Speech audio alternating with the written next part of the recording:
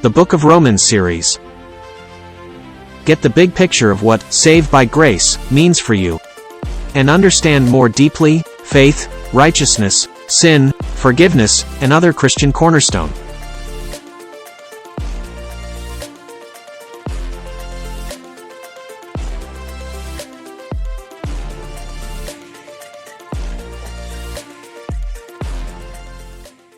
Kayo mga mahal kong kapatid, isa pong masaya pong pagbati. Nawa po ay nasa mabuti kayong kalagayan, ganoon din po ang inyo pong mga mahal sa buhay. Welcome po sa atin pong Bible study sa Jesus ang Daan, tuwing Monday and Tuesday. At purihin po ang Panginoon sapagkat nandito na tayo sa atin pong part 2 sa Romans chapter 15. At hanggang Romans chapter 16 lamang po ang Book of Romans. So malapit na po tayong matapos. Kung lulubin po ng Panginoon, itong part 2 ng Romans 15 ay matatapos po natin ngayon. Praise God, at nandito na tayo sa atin pong Romans chapter 15 part 2. At natapos po natin nung nakadaan hanggang verse 17, at ngayon ay uumpisahan na natin dito sa verse 18, hanggang sa 21. Dito makikita po natin dito yung ito po ay pinag-uusapan po natin dito yung patungkol po sa paano po, naumpisan po natin sa verse 1 kung paano bigyan ng kasiyahan ang ating kapwa, at hindi lamang yung ating sarili ang atin pong iniisip, kundi yung atin din pong kapwa. Pinapakita rin po rito na yung kapangyarihan ng magandang balita na inihatid, na ipinangaral ni Apostol Pablo sa mga Hintil. Makikita po natin dito na siya po ay nagagalak at siya po ay proud doon sa nangyari dahil sa magandang balita. Pero at the same time, kahit na siya po ay nagagalak, na nararamdaman niya yung nagiging proud siya, pero hindi po siya yung nagmamayabang, kundi makikita pa rin natin dito yung humility niya sa kabila ng kanya pong mga accomplishments, sapagkat itong mga Hintil ay nag-umpisa talaga sa hindi pagkakilala sa tunay na Diyos, at dahil po rito sa magandang balita na ibinahagi ni Apostol Pablo, sila po ay nanampalataya, lumago, at marami pong natutunan patungkol sa aral at sa pagsunod sa kalooban po ng Panginoon.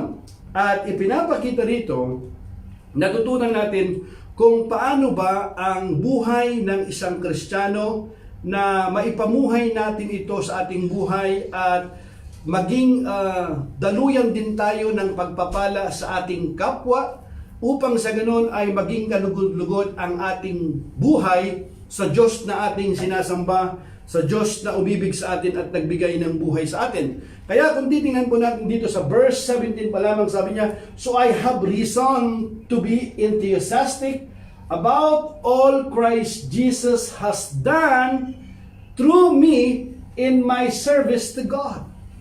I have reason to be enthusiastic. So, pasabi yung word enthusiastic na about all Christ Jesus has done through me in my service to God, yet I dare not boast about anything except what Christ has done through me, bringing the Gentiles to God by my message and by the way I work among them. So dito makikita po natin mga kapatid na bagamat maganda ang naging bunga ng dahil po sa magandang balita, pero makikita po natin dito na hindi po siya nagyayabang. Kumbaga, makikita po natin dito na yung papuri ibinibigay po niya sa Panginoon. Hindi niya yung credit, hindi niya kinukuha yung credit na yon.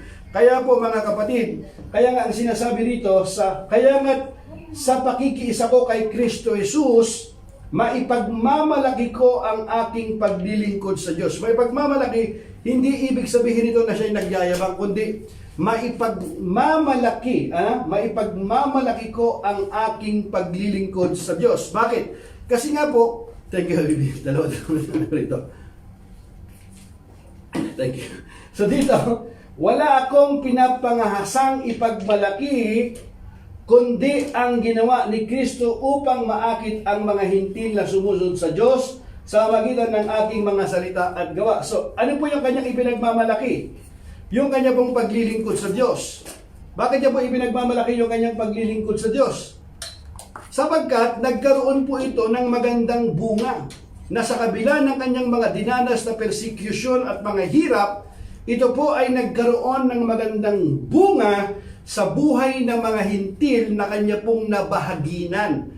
At dito nga makikita po natin kung paano yung maging buhay nila na nararapat sa Panginoon, kung paano po nila unawain ang isa't isa, paano sila magkaroon ng perfect harmony, unity sa isa't isa, nagtutulungan, nag-iibigan, nag-uunawaan, nagpapatawaran. Kaya ito po yung kanya pong sinasabi. Pero sa verse 18, maliwanag na sinasabi niya dito, wala akong pinangangahasang ipagmalaki, kundi ang ginawa ni Kristo. Yung pala yung kanyang ipinagmamalaki. Yung kanyang paglilingkod na yon ay hindi niya tinitik yung credit, maliwanag dito, kundi pinupoint pa rin niya sa Panginoong Hesus. Di ba? Ang sabi niya, ipagmalaki kundi ang ginawa ni Kristo. Yun, ang ginawa ni Kristo. Sapagkat yung kanya pong ginawa, siya po ay naging instrumento lamang. So makikita natin dito mga kapatid, na yung modelo na ipinapakita ni Apostol Pablo sa paglilingkod sa Panginoon ay maganda na dapat natin pong tularan. Na anuman yung atin pong ginagawa na paglilingkod, tiyakin po natin na yung paglilingkod na atin pong ginagawa ay nagbibigay ng kapurihan sa ating Diyos. At hindi po tayo napapurihan. Dapat yung napapurihan yung Panginoon. Kasi yun po ang kalooban po ng Panginoon. Amen?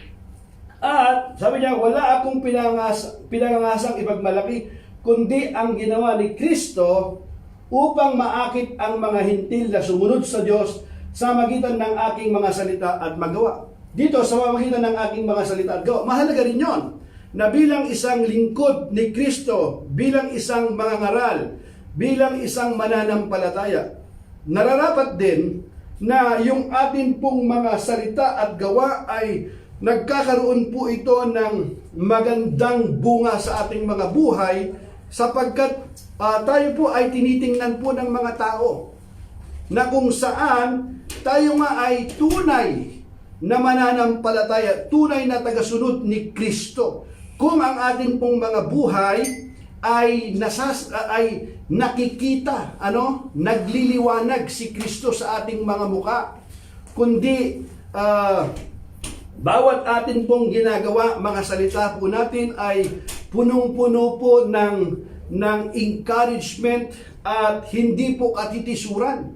Upang sa ganon, yung mga tao sa paligid natin na makakita ng ating pamumuhay, makarinig ng ating pananalita, ay mahikayat sila na tayo nga ay tunay na tagasunod ni Kristo. Ganito kasi si San Pablo, di ba? Kaya ang sabi niya, wala akong pinangangahasang ipagmalaki, kundi ang ginawa ni Kristo. Yung ginawa ni Kristo. Hindi yung ginawa natin. Bagamat maganda yung ginawa natin, mga kapatid, sapagkat mahalaga din naman na yung atin pong mga gawa ay nagbibigay ito ng kaluguran. Subalit wag po mag-ingat po tayo na wag na po natin kunin yung glory, kundi lagi po nating i-point sa Panginoon. Sapagkat dahil lamang sa kanyang biyaya at habag, kaya tayo ay kanya pong kinasangkapan. Pwede pong gamitin ng Diyos kung sino po ang kanya pong naisin. Kaya nga po mag-ingat po tayo na wag po nating kukunin yung credit na iyon. I-point po natin dahil po kay Kristo. Amen? Glory to God. Dahil po sa biyaya ng Panginoon. Salamat po sa Panginoon. Ganon. Amen? Di ba? Maliwanag dito na sinabi ni Apostol Pablo. Kaya sa pakikisa ko kay Kristo Jesus, may pagmamalaki ko ang aking paglilingkod sa Diyos. Wala akong pinangangahasang ipagmalaki, kundi ang ginawa ni Kristo upang maakit ang mga hintil na sumunod sa Diyos sa magitan ng aking mga salita at gawa. Kasi yung mga salita at gawa ni Apostol Pablo ay ibinibigay niya yung kapurihan sa Panginoon, at ang kanyang itinuturo, ang kanyang ibinabahagi ay yung mga ginawa ng Panginoon, ang ginawa ng Diyos. Ano ba yung ginawa niya? Yung kanya pong pagsasakripisyo ng kanya pong buhay, nang ihandog niya ang kanyang buhay doon sa cross para sa katubusan ng ating pong mga kasalanan, at ang sino mang sumampalataya sa kanya ay hindi mapahamak kundi magkaroon ng buhay na walang hanggan. Kaya po mga kapatid, in verse 19 the Bible says that they were convinced. Ayun, convinced sila. Saan? They were convinced by the power of miraculous signs and wonders and by the power of God's Spirit. In this way, I have fully presented the good news of Christ from Jerusalem all the way to Illyricum. So dito maliwanag mga kapatid na paano po sila kumbinsido?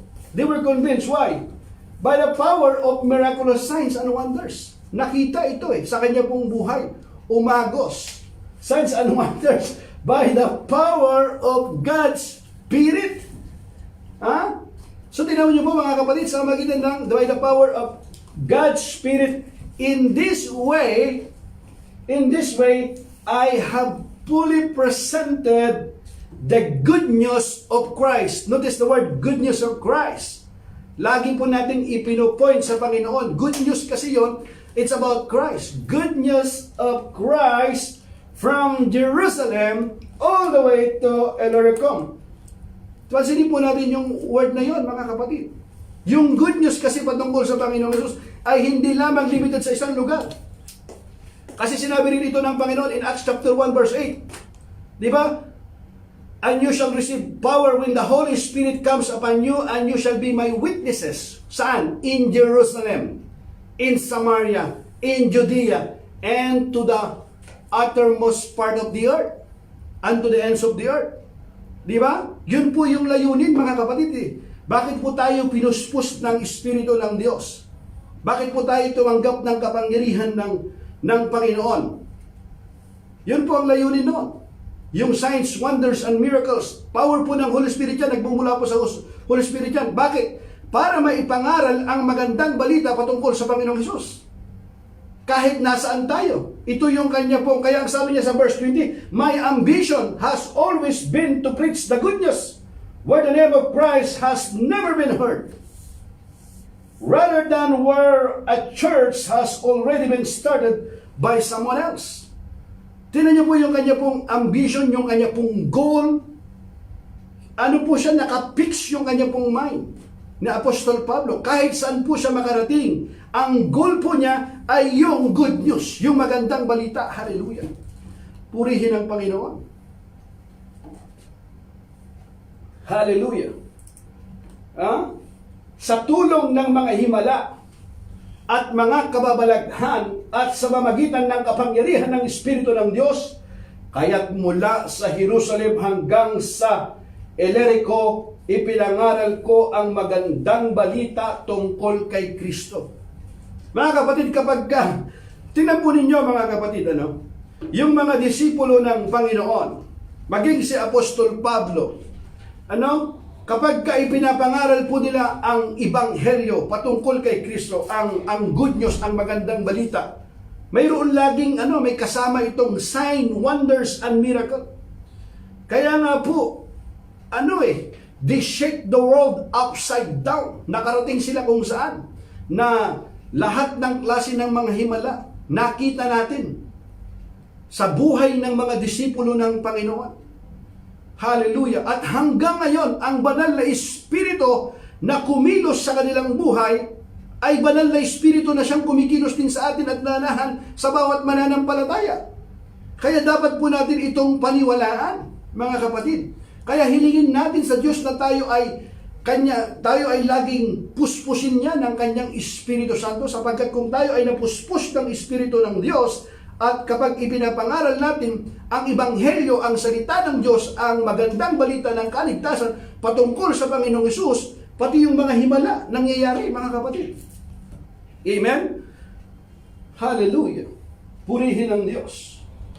Ang hangad ko'y, pansinin po natin nyo, ang hangad ko'y ipangaral ito sa mga lugar na hindi pa nakikilala si Kristo, upang hindi ako magtayo sa pundasyon ng iba.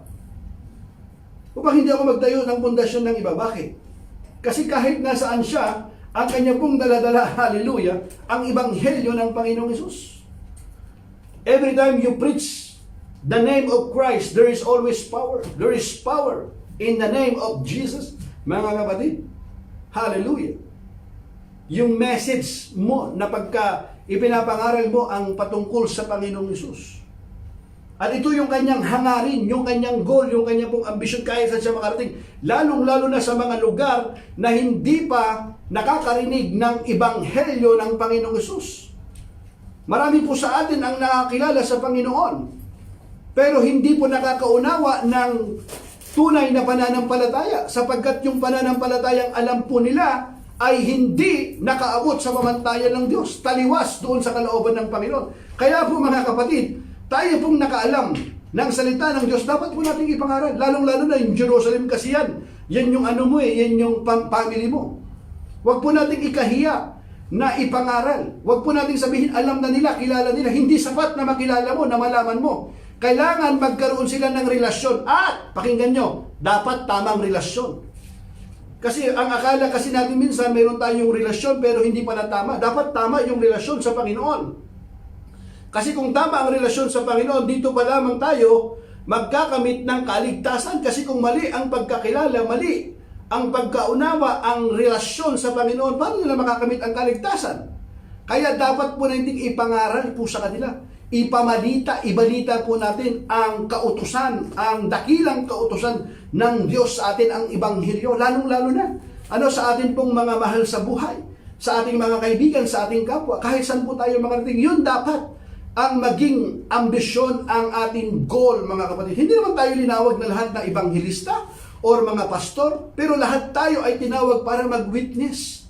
Kasi ito po yung pagtawag sa atin ng Panginoon, na yung magandang balita, yung kaligtasan na ating natanggap, ay atin pong ibahagi sa ating kapwa, sapagkat ito lamang ang tanging paraan upang yung tao ay magkaroon ng buhay na walang hanggan, magkaroon ng kaligtasan. Kasi yung tinuturo ng marami, mga kapatid, ay hindi naman nagbibigay ito ng kaligtasan sa kanila, kundi sila ay nalinlang. Kasi yung mga aral nila na itinuro, natutunan, at namana, ay hindi aral na nasa Biblia, kundi imbento lang. At kung imbento yan, makikita po natin yung ginagawa po nila ay taliwas talaga sa pananampalataya na itinuturo ng mga disipulo. Wala sa Biblia. Wala sa Biblia, makikita po natin. Ayaw na ayaw nga ng Panginoon, siya yung ginagawa ng tao. Ang akala nila, nagbibigay ito ng kaluguran sa Panginoon, pero hindi natin alam, sa demonyo pala ito ginagawa. Bakit? Kasi ang bagay na ginagawa mo, na hindi nagbibigay ng kaluguran sa Panginoon, kanino natin ginagawa yun? Yung pagsamba. Yung pagsamba, dapat tama yung pagsamba na ginagawa natin. Dapat yung ginagawa natin para malaman natin na tama, nakalulugod sa Panginoon, dapat nakasulat sa kanyang salita. Hindi nalalabag yung kanyang salita. Kapag nalalabag yung kanyang salita, ginagawa natin, wala sa Biblia, nalin lang tayo. Invento yon, mga kapatid. Invento ng tao yan. Pandaraya yan Kaya kailangan po tayong magsaliksik at huwag tayong lalampas sa mga bagay na nasusulat. Ang daming mga lampas-lampas Invento kung saan nila nakuha yung aral na yan. Wala sa Biblia. Sulit as biblical, mga kapatid. Amen? Now, I have been following the plan spoken of in the scriptures. Where it says, kapag where it says na naman, scripture, ito pa lang, nakasulat na ito sa lumang tipan. Those who have never been told about Him will see, and those who have never heard of Him will understand. In fact, my visit to you has been delayed so long because I have been preaching in this places. Hallelujah. Kita nyo? I've been preaching in this place. Kahit saan po siya makarating, at yung kanyang hinahangad-hangad na makarating siya doon upang maipangaral niya ang ebanghelyo ng Panginoon sa kanila. Hallelujah. Purihin ang Diyos.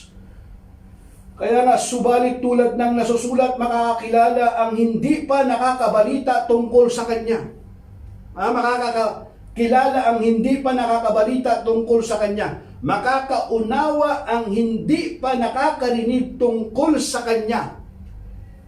Ang balak ni Pablong dumalaw sa Roma, iyan ang dahilan kung bakit hindi ako matuloy-tuloy sa pagpunta sa inyo. Kita nyo? Mayroong delay. Si Apostol Pablo na nangyari. Gustong-gusto niya talaga eh. Pero dito natin makikita that all things work together for good. Minsan naman, yung mga delay kasi minsan yan, minsan ano yan eh, gawain din ng diablo yan. Kaya i-rebuke natin yung mga delay. Yung mga delay na yan eh. I-rebuke din natin yan. Minsan naman mga kapatid, kumikilos ang Panginoon sa mga bagay-bagay na hindi natin nauunawaan, pero sinet up pala ng Panginoon yun. Kaya nga pumapasok yung Romans 8:28, for all things work together for good to those who love Him. Yun, sino yun? Yung mga umiibig sa Kanya, nakakilala sa Kanya.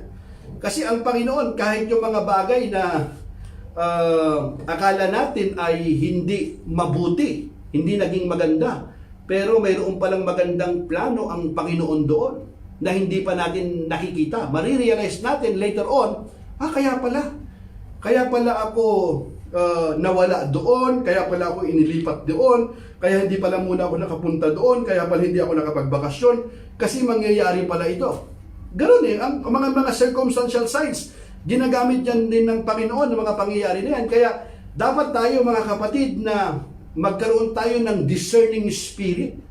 Amen? Dito, makikita natin na yung tinutukoy kasi rito, yung mga hintil na hindi nakakilala sa Panginoon, pero sila nakakilala sila, nakaalam sila ng aral. At makikita natin dito yung may kagalakan kasi rito si Apostol Pablo kaya nga yung kanya pong paglilingkod, na yung kanya pong ipinagmamalaki, hindi yung kanyang sarili lamang, kundi yung mga buhay ng kanya pong nabahagian. Ang sarap kasi ng pakiramdam kapag ang isang tao na nabahagian mo ng salita ng Diyos, na nakita mo yung kanyang paglago at makikita mo na siya ay ginagamit na ng Panginoon, napakasarap ang pakiramdam na yun. Yung reward din, napakaganda Pero kung makikita mo yung kapatid, ang tagal na, 1 taon, 2 taon, 3 taon, 4 taon, 5 taon, 10 taon na, pusong mamon pa rin. Naku, magsisi tayo mga kapatid, malapit ng rapture. Baka maiwan tayo yan kung hindi natin isaayos ang atin pong buhay mga kapatid. Huwag po tayong dapat lumalago ang atin pong buhay, pananampalataya. Amen? Kung dati-dati tayo ay pusong mamon, mag-improve tayo doon, mga kapatid. Alam nyo, upang tayo ay hindi laging, may mga tao kasi napaka-sensitibo minsan, upang hindi tayo maging sensitive, mga kapatid, magkaroon tayo ng mentor, discipler. Mag-approach tayo at mag-disciple tayo. Para hindi lang, kasi kung walang nagdi-disciple sa atin, walang nagme-mentor sa atin, ang iisipin mo lang lagi, akala mo tama ka, walang nagkukurik sa'yo, walang gumagabay sa'yo. So, ito yung gustong-gustong i-attack ng enemy yung atin pong isipan. Kaya bantayan po natin yon mga kapatid. Amen?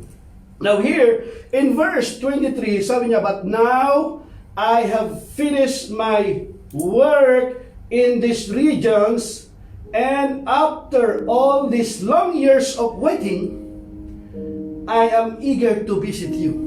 Tingnan mga kapatid, di natin alam kung ilang taon, pero matagal-tagal pong naghihintay si Apostol Pablo. Kaya nga po sa atin, dyan sa Pilipinas, na na-stranded, na hindi pa makabalik dito sa Kuwait, sa atin pong mga OFW dito sa Middle East, na hindi pa nakakabalik dito dahil sa sitwasyon na pinagdaraanan po ng mundo ngayon. At mayroon pong mga batas, ang mga iba't ibang mga bansa, alinsunod doon sa kanila pong napagkasunduan.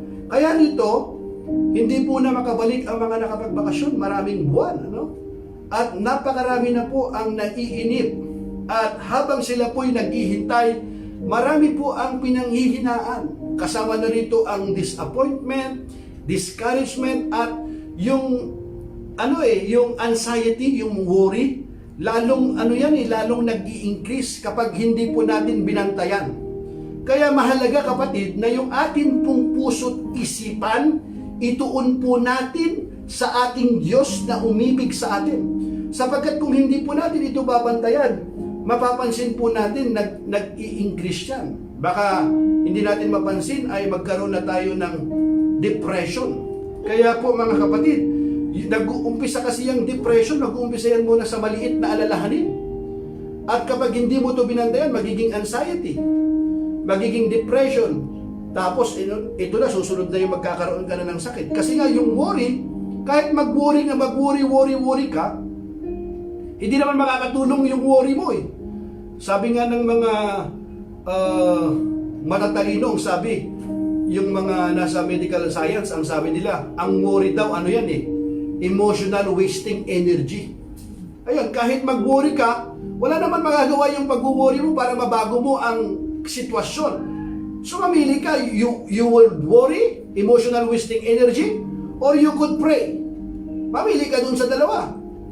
Hindi mo pwedeng, nag-worry ka, nag-pray ka. Kaya ang sabi ng Panginoon, do not worry.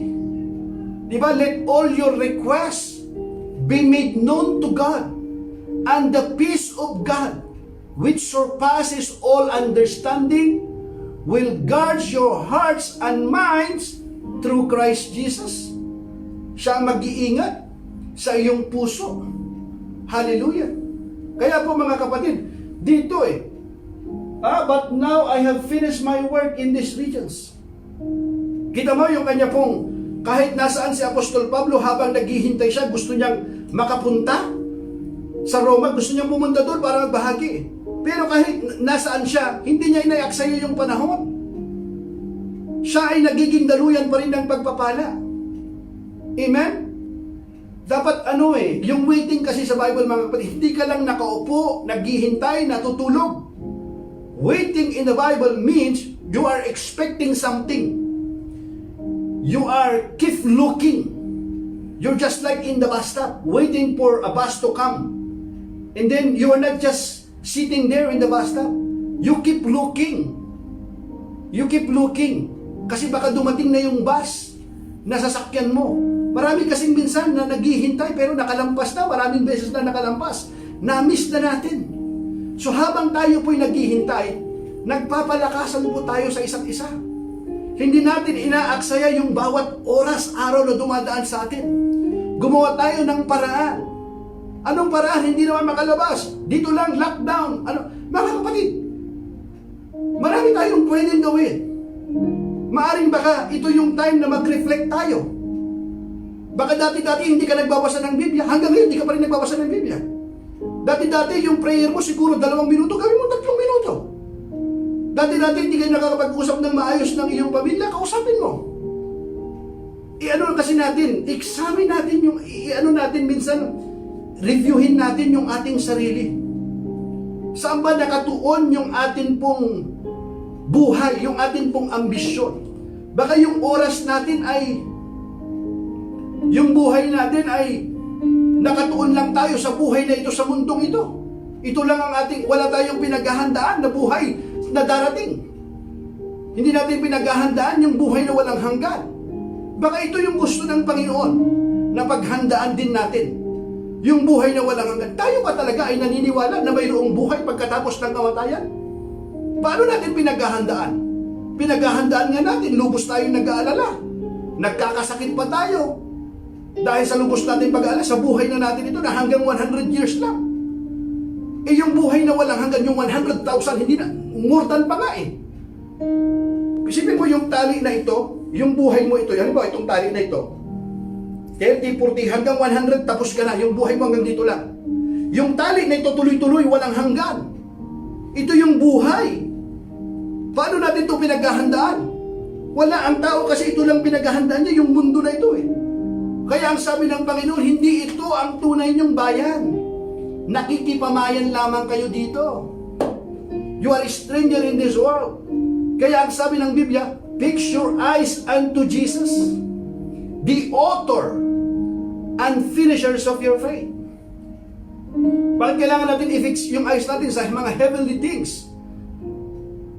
Kasi nga, ipinagkatiwala na natin sa Panginoon Kaya mag-isip tayo ng paraan mga kapatid, kung paano natin encourage yung ating kapwa, maging yung ating sarili. Tularan natin si David. He encouraged himself to the Lord. Ito si Apostol Pablo, bawat araw niya, gustong-gusto niyang makapunta na sa Roma eh. Tagal-tagal na nga eh. Pero, sabi niya, kita mo, I am eager to visit you. Di ba? But now, I have finished my work. Hallelujah. Tayo, wala.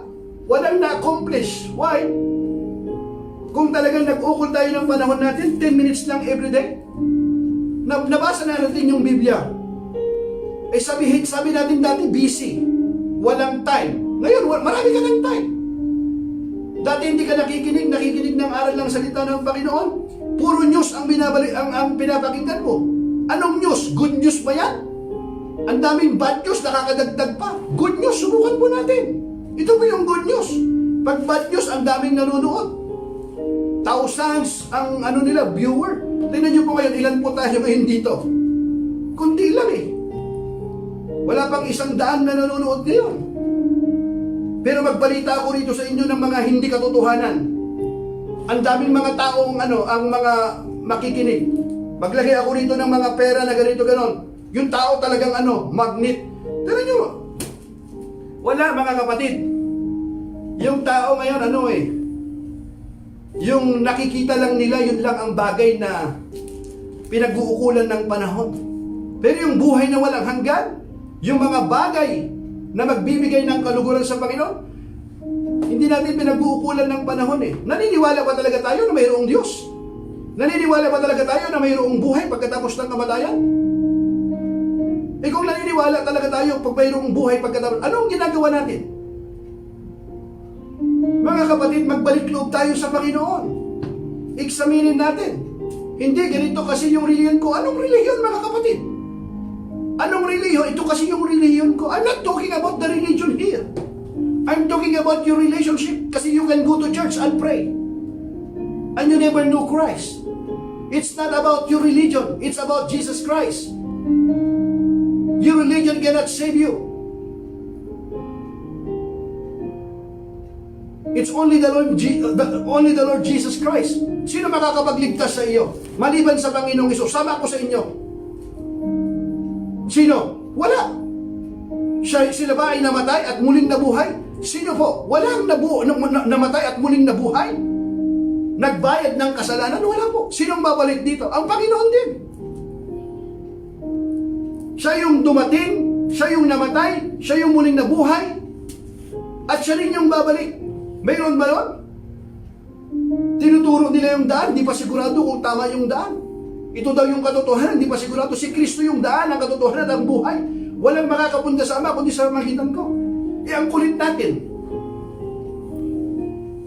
Tapos gusto natin ng kaligtasan. Paano tayo maliligtas kung ang ating pananiniwalaan wala sa Biblia?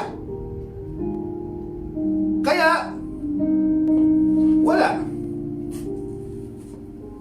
I am planning to go to Spain, and when I do, I will stop off in Rome, and after I have enjoyed your fellowship for a little while, you can provide for my journey. Diba? Ngunit ngayon tapos na ang gawain ko sa lupain ito, at dahil matagal ko na rin gustong pumunta riyan, nadidili.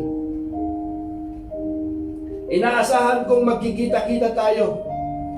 Pagdaan ko riyan papuntang Espanya, inaasahan ko rin ako'y tutulungan ninyong makarating doon matapos nating magkasama-sama ng sandaling panahon.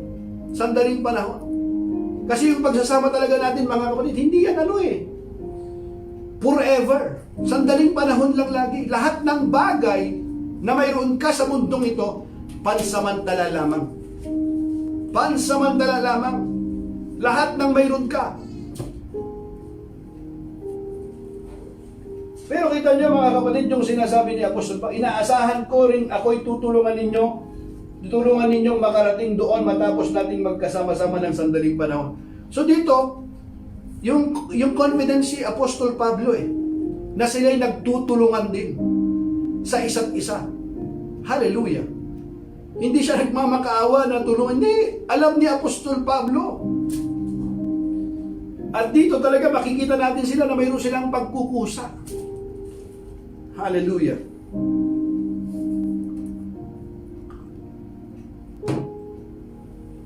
But before I come, I must go to Jerusalem to take a gift to the believers there. Ayun.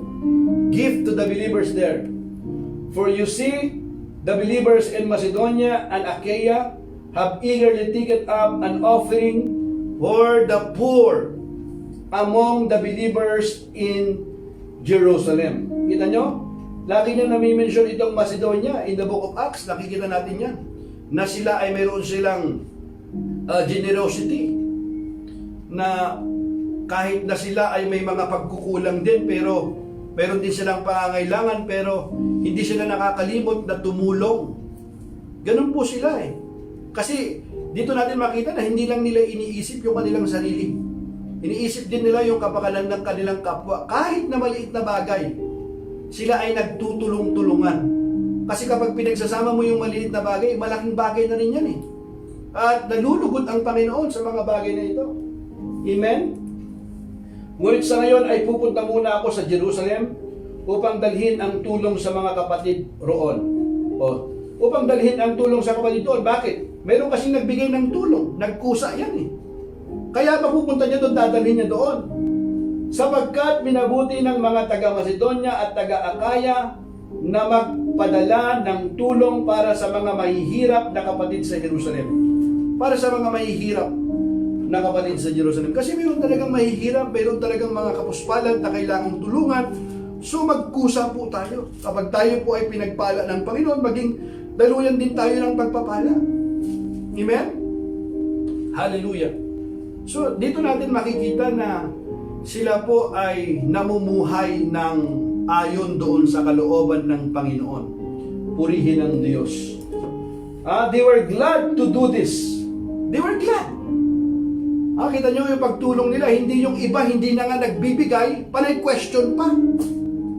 Paano kayong glad? Saan kaya napupunta? Hindi ka nagbibigay, nagtatanong ka. Ano ba yun? Tanangin nyo kung saan ba napupunta yun. Saan ba napupunta yung ibinibigay? Hindi ko alam kung saan napupunta yung binibigay ninyo. Pero sigurado po tayo, tiyak po tayo, sa Diyos po ang papuri. Alam natin na yung mga tithes and offering po natin, nakakarating po ito sa mga dapat tulungan. Hindi po napupunta sa bulsa natin. Alam po ng Panginoon yan. Yung sa inyo, yung binibigay ninyo, saan napupunta? Hindi ko alam. Hindi naman ako nanguhusga.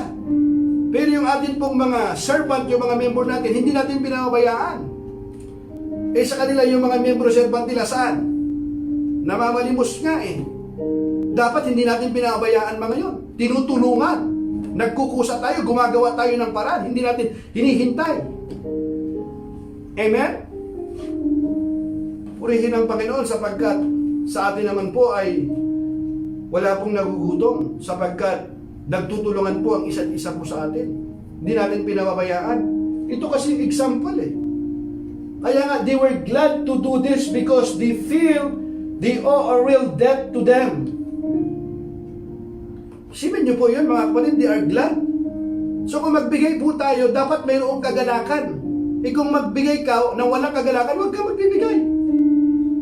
Hindi naman mahihinto ang gawain ng Panginoon dahil sa ayaw magbigay. Mayroon at mayroong gagamitin ang Panginoon na para mapunan ang kanya pong pangangailangan. Pero kung ikaw ay nananatili kang kuripot, ayaw mong magtumulong doon sa ikalalago ng gawain ng Panginoon, pagdating ng panahon, makakailangan ka rin at walang tutulong sa iyo. Kasi nga, kaya nga, mapalad daw yung mga mapagbigay. Kapag ikaw nga, tumutulong ka sa mahihirap, sabi ng Biblia, sa Panginoon ka nagpapautang. Isipin mo yun, mga kapatid? Amen? Ang dami ngayon, mga opportunity na para tayo ay makagawa po ng mabuti. At yung pagtulong po natin, mga kapatid, hindi lamang yung tinapay na mailagay sa tiyan.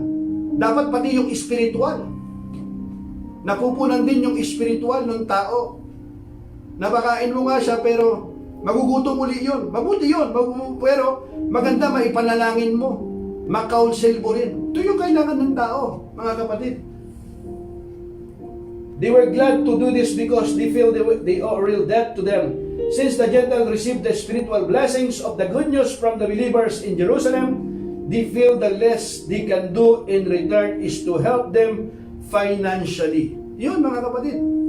Kung meron din talagang tulong na financially na pwede kang maitulong, nakakaluwag ka. Actually, hindi nga sila nakakaluwag yung mga Sidonya eh. Pero gumawa pa rin sila ng paraan kung paano sila makatulong.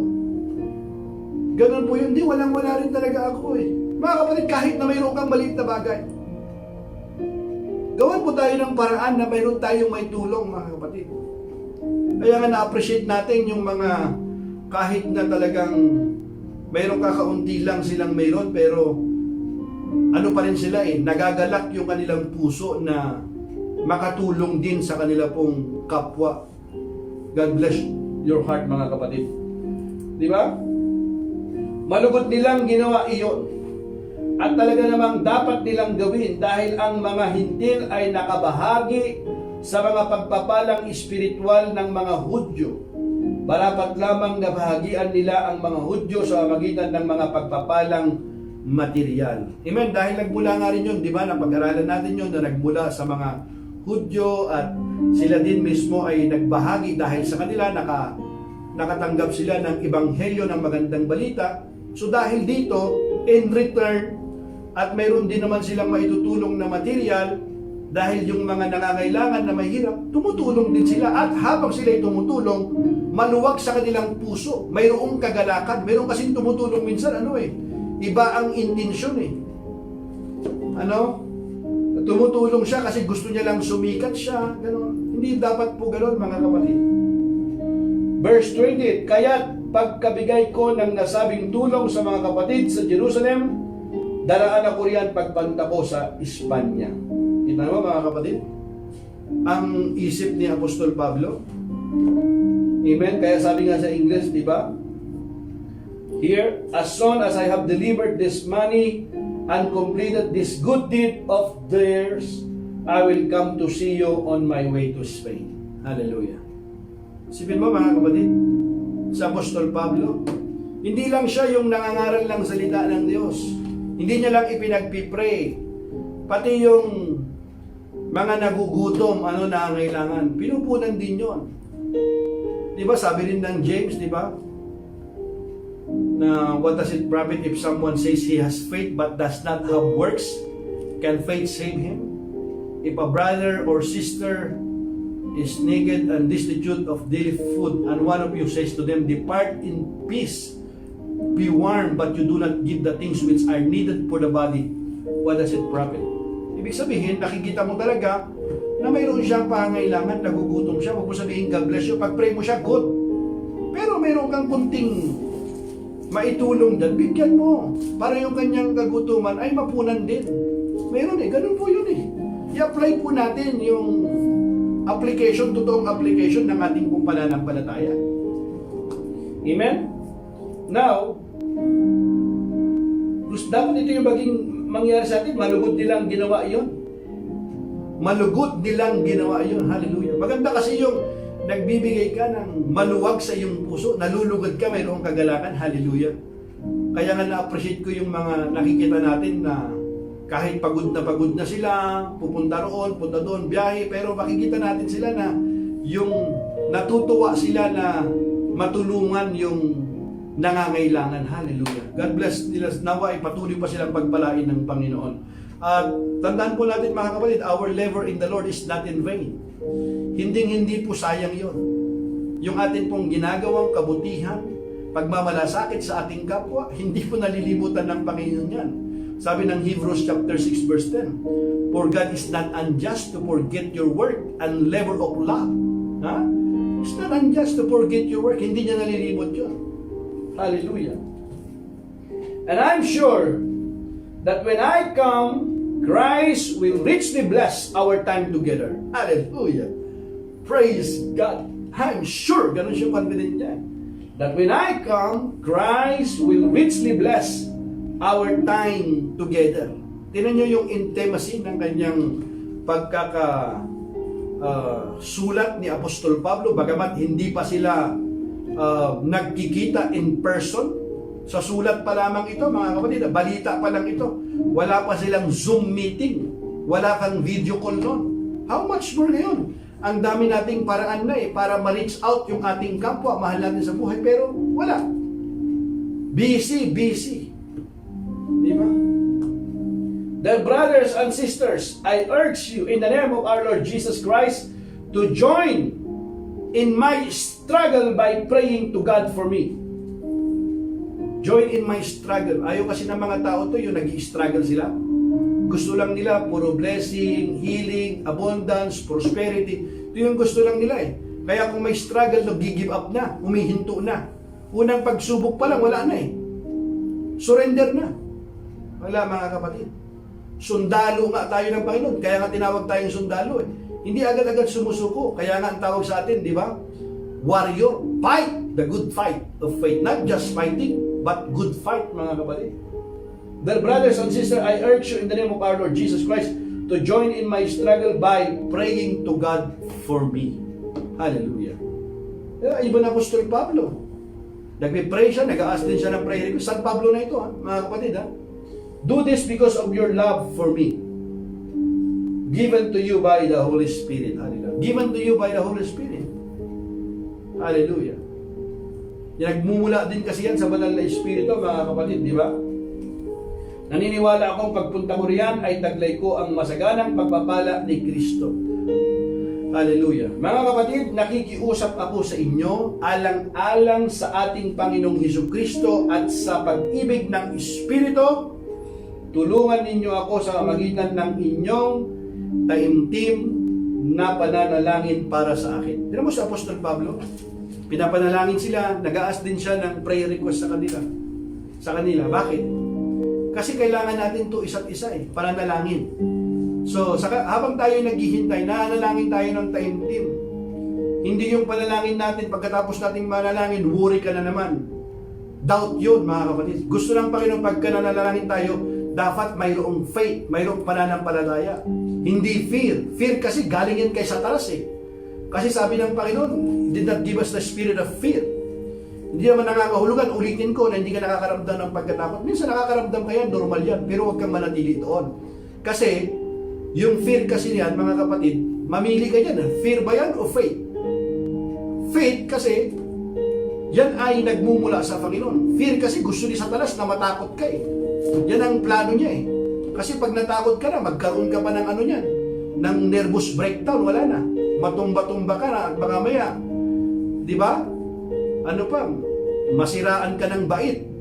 Bukod doon, mawalan ka ng pag-asa, manghina ang katawan mo, pati yung kalusugan mo. Mahirap yan. Kaya po mga kapatid, magpanalangin tayo sa isa't isa. Mag-ask ka ng prayer request. Humble enough to ask a prayer request.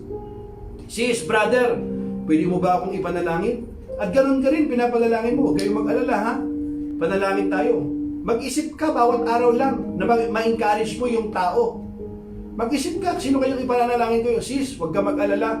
Pinapanalangin kita. Brad, huwag kang pag-alala. Mayroon kasing tao kapag buka ng bibig, puro complain, puro reklamo, walang lumabas sa bibig, kundi puro mga discouragement, disappointed. Mag-isip ka ng gamot. Hindi yung, kumusta ang buhay? Wala Wala kumusta? Praise God. Kumusta? Purihin ang Panginoon. Naghihintay tayo pero hindi tayo nawawalan ng pag-asa. Ganon po yun, mag-encourage po kayo. By faith, ganon ang gusto ng Panginoon Kailan ba ito? Hindi yung dapat nakikitaan pa rin tayo ng ngiti. Hindi plastikan. Kundi, andun yung hope mo. Kasi yung hope na binigay sa atin ng Panginoon, nakabase yan sa pag-ibig. At hindi tayo mabibigo, mga kapatid. Amen? Kaya yung mga anak ng Diyos, mga kapatid, mga tunay na anak ng Diyos, mga kapatid, hindi sila nawawalan ng pag-asa. Dapat tulad sila ng agila, di ba? Those who wait upon the Lord shall renew their strength. They will mount out their wings like an eagle's. They will run and not grow weary. They will walk and not be faint.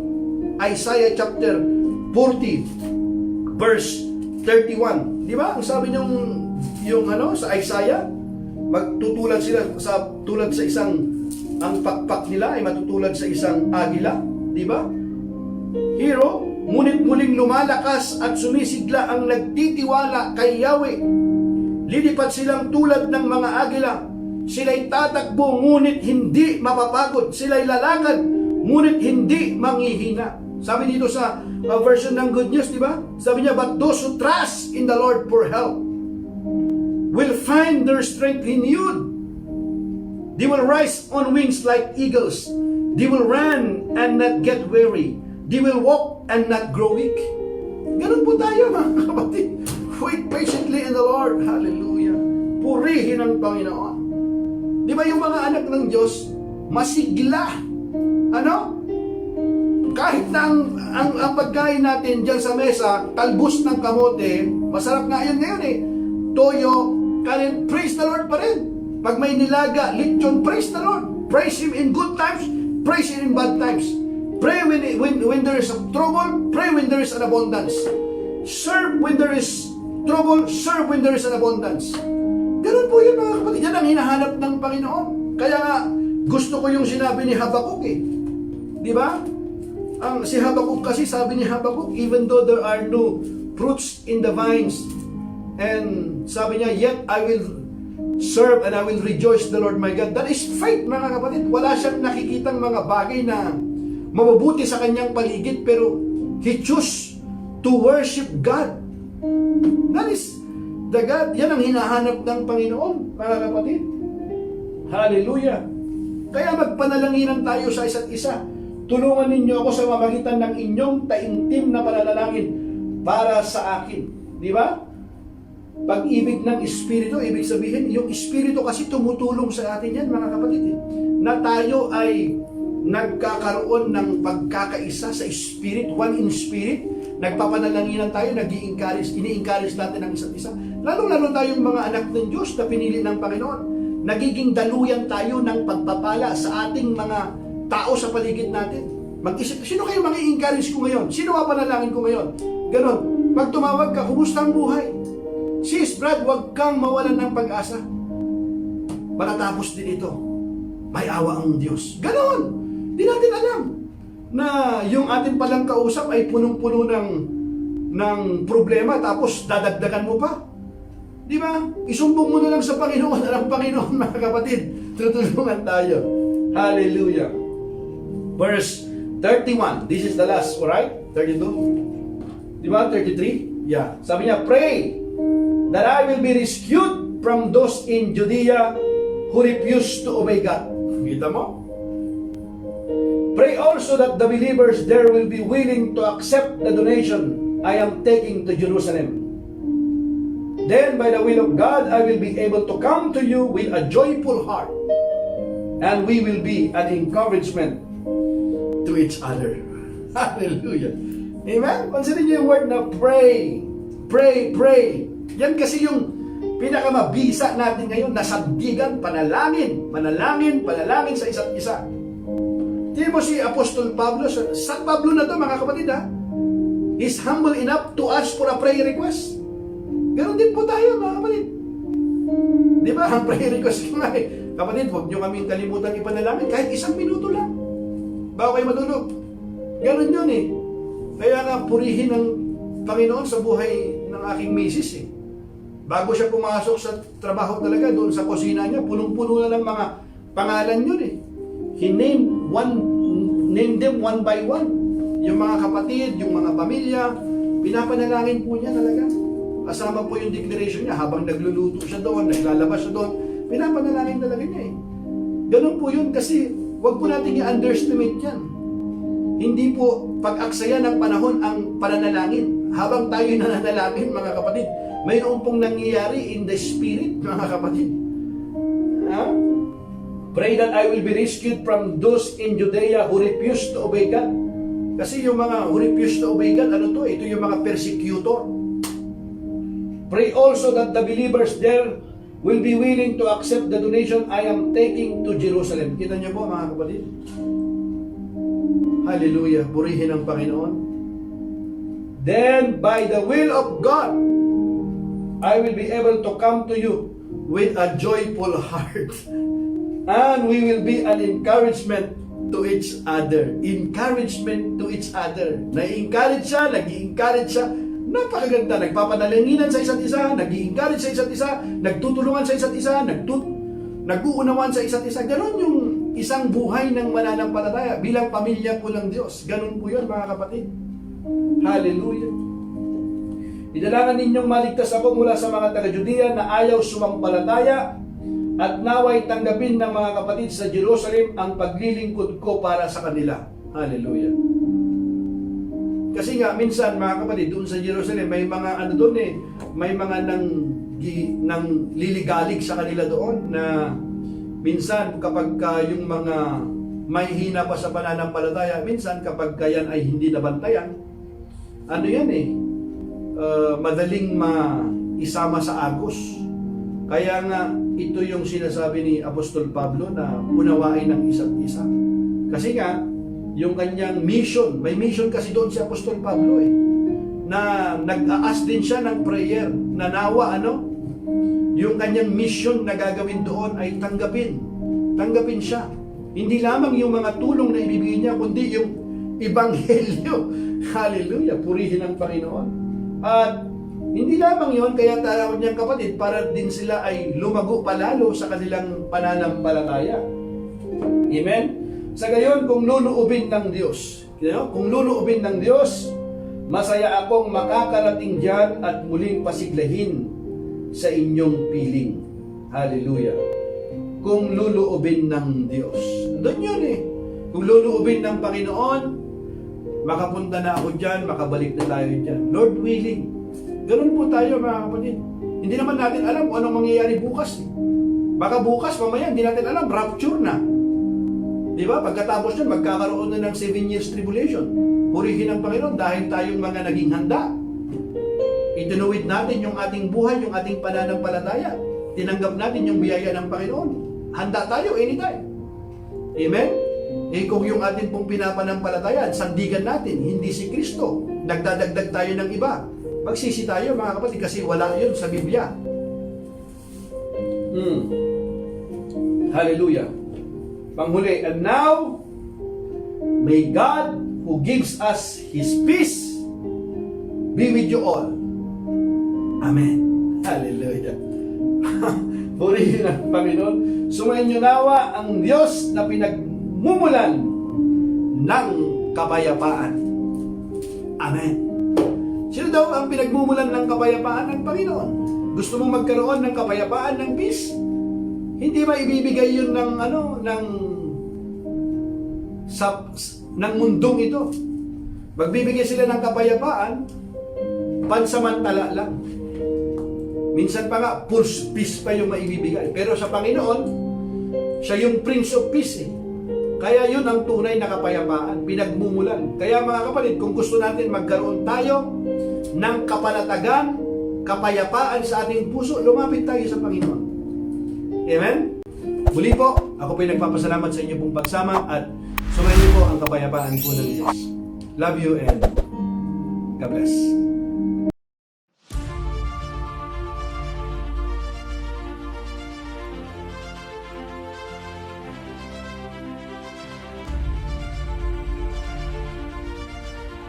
The Book of Romans series. Get the big picture of what "saved by grace" means for you, and understand more deeply faith, righteousness, sin, forgiveness, and other Christian cornerstone.